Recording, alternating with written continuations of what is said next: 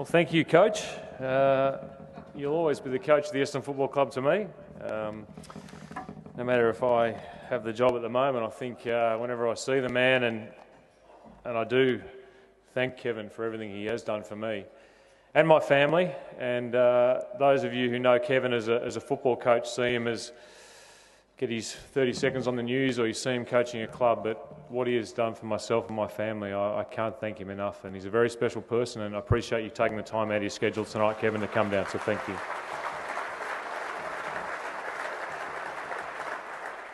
Thank you also to Danny and to Sean for your kind words. I have a very special relationship with both of you. Danny, you did teach me how to train. You taught me how to become a man to a certain extent when I was a young boy in Melbourne. And thank you for all your time over the last 20 years we've known each other. And to Welly, amazing teammate, amazing friend, and now, mate, we've got a massive job ahead of us to get this club back to where we wanted to get to, and with you beside me, I know there's no better man. So thank you, Sean, for coming back to the Essendon Football Club.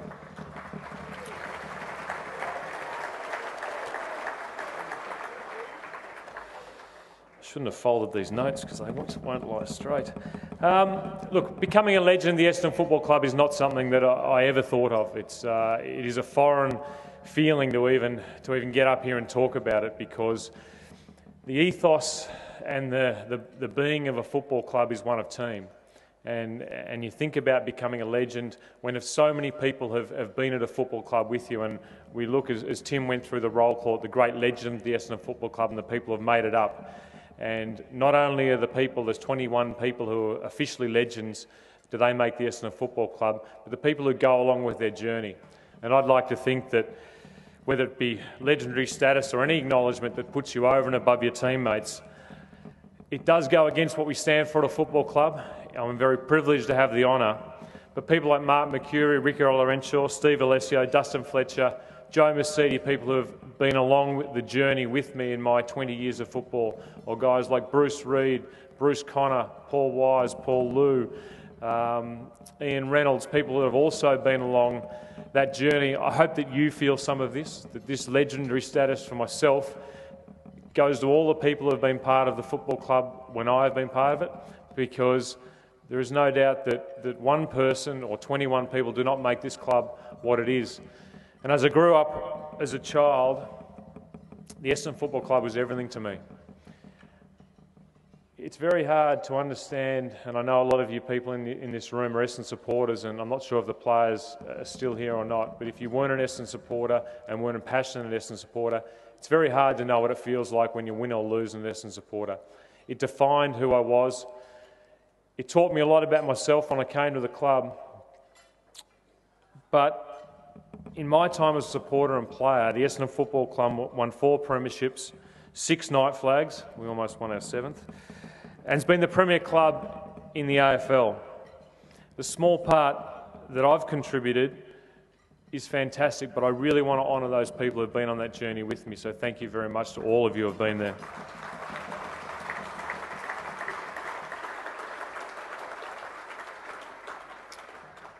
My family obviously has strong Essendon roots, and my grandfather was a legend 15 years before I became one. He did define the Herd family as an Essendon family, and Susan, my auntie, my mum, my children, my wife, Robin and Bill are in the room. The Herd family is an Essendon family, and thank you, Alan, for everything you did by introducing Essendon to us. It has been an amazing ride for us and very successful, so thank you, Alan. I know you're out there somewhere. When I left home, when I left Canberra as a very shy boy, a boy who had amazing parents and parents that gave me everything, I came from a club called the Ainslie Football Club. And if you're an Essendon supporter, you should thank the Ainslie Football Club, because they taught me as much about football as Essendon has, and they taught me to love football and being part of a football club. So for the Ainslie Football Club representatives in the room, thank you for giving me a great and enjoyable childhood in football. My mum and dad dropped me at Windy Hill in early 1991 for the Essendon pre-season. And as they drove off, neither they nor myself would ever have thought that the club I loved, I would once be coach of it. I would be the coach of the club that I once loved. And it's a fantastic experience to be coached. It's nervous, and I've probably got greater respect for Sheeds than I ever had, because it's a bloody tough job, Sheeds, isn't it? And it hasn't really started for me, but I've got to say it will be a very hard job, and I'm lucky to have some great people next to me in the box. My first memory of training sort of turns the wheel a bit. We were pre-season at the Tan, and Sheeds introduced himself to me, the great coach, and asked me one question: who did I think I played most like? And I wanted to say Tim Watson or Terry Danaher, but I thought that would be a little bit arrogant because they were the champions of the time, my childhood heroes. So I said Mark Thompson. It's amazing how the wheel turns, isn't it? Over the journey, I played with some great people and some great players, but great people. My teammates and the friends I've made at the club, and those guys who weren't players but the friends, form my fondest memories. The premierships were great, but it's the education and the life skills you get from teammates and people around the club which makes football such a special game and has moulded me into the person I am. I've had a great family, great sisters, but the football club has given me great friends and enabled me to grow up as a man and realise that life is not rosy, but life has its challenges, and when you grow up and when you can battle those challenges, you become a better person. And Sean spoke about my injuries, and some of them were bad, some of them weren't so bad, some of them my own fault. But the one thing that I always said to myself in coming back from an injury was that I'll be a better player when I walk back onto the field for the next time than when I left, and I'll use this injury to make me a better person. I think that's a pretty good theme in life, that the challenges and the hardships you get in life, you try and use them to make you a better person.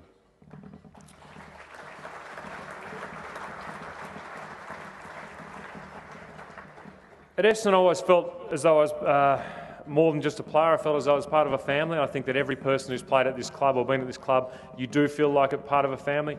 David Shaw spoke about it. Ken Fletcher spoke about it. We are a family at Essendon. We look after our own. And if you come into this club for 5 minutes or for 50 years, you'll be part of the family. And to the players out there, you are now an Essendon player, and they will look after you for the rest of your life. It is your job now to look after them for the period in your career and give everything you can to make this club a great club again. Before I go and talk about the coaching role and the aspirations we have as a team, I really want to talk about the greatest thing that happened to me at Essendon. And that was I met my wife. She's a very special person, my wife. Where are you, Dale?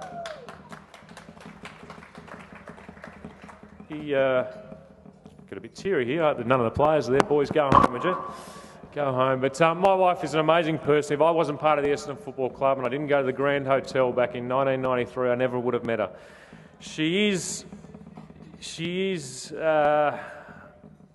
probably the greatest influence on my life, there's no doubt. She's the greatest influence on my life. She's tough, she's ruthless, but at the same time she's caring, loving, and with my 4 beautiful children, Stephanie, Thomas, Alexander and William, we have a great life, and thank you, Dale, because a lot of my football career is to do with you, but more importantly, most of who I am is to do with you, so thank you.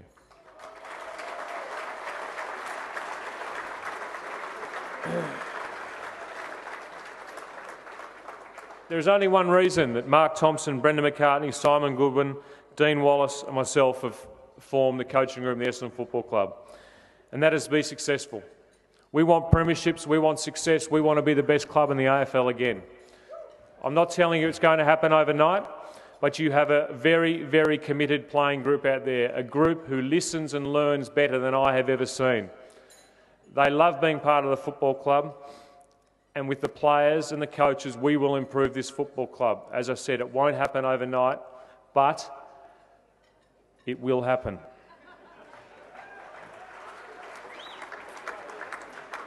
As supporters, I urge you to be patient. We cannot do everything at once, but the players have set out to be ruthless, resilient, honest and selfless.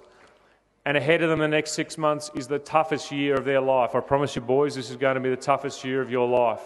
But at the end of this year, at the end of next year and the end of the year after, hopefully we will have improved enough that we can all say the Bombers are #1 again. Thank you.